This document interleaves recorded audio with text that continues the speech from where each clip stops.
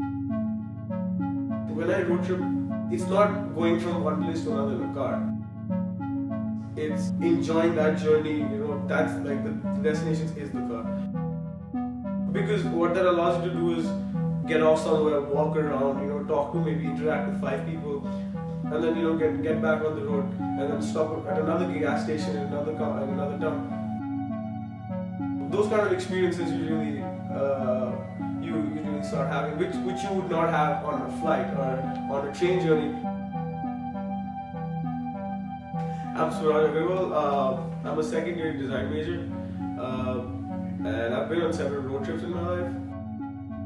I'm Alan Carter. I'm a second-year undergrad environmental engineering major. I just recently went on a road trip up to Buffalo, New York, and New York City with some of my friends, and it was a pretty cool time.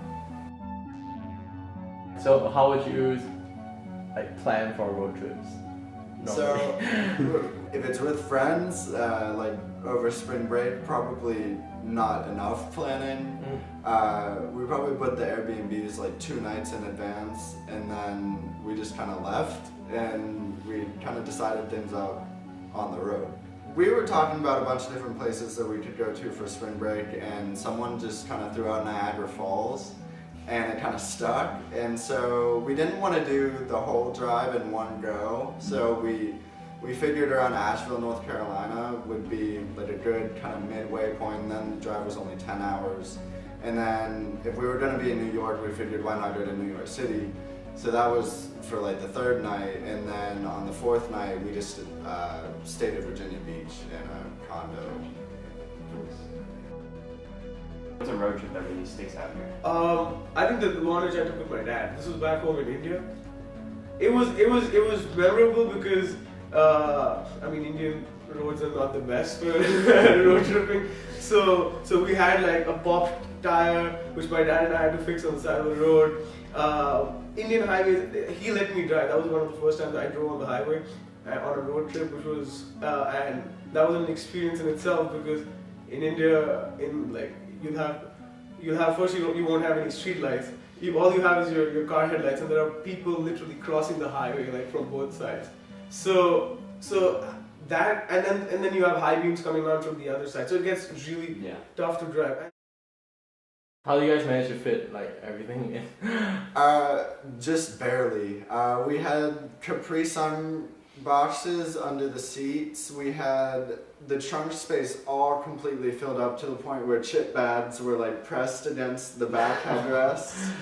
The dog had to like lay on one of our laps, and then we had a bunch of stuff tucked down underneath the seat. But because we had the car pad to the brim, we couldn't see out the rear view window, and so Advith, my friend, he was driving, and a cop had apparently been trying to pull him over for like 4 or 5 miles, but he didn't see him in the rearview mirror, and so eventually the guy sped up and he got next to us and was yelling at us on the speakerphone, and so we got pulled over. Dude was very unhappy, but I mean, after talking to him for a few minutes, his tone kind of gradually went down, and I think he kind of stepped off of the situation, but we did get a few tickets that day.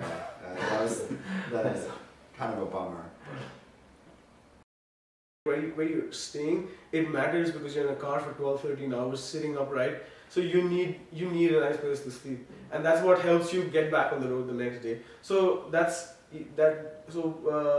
we're booking hotels and stuff, that is one thing that we look at, is having like something that everybody's comfortable with paying, but we're not really cheaping out, and we just don't have like rock solid beds or something. Do you like to look out the window the whole way there? Or are you usually, talking Yeah, to your friends, I'm usually looking out the window for a good bit. I enjoy the scenery on the drive. Yeah.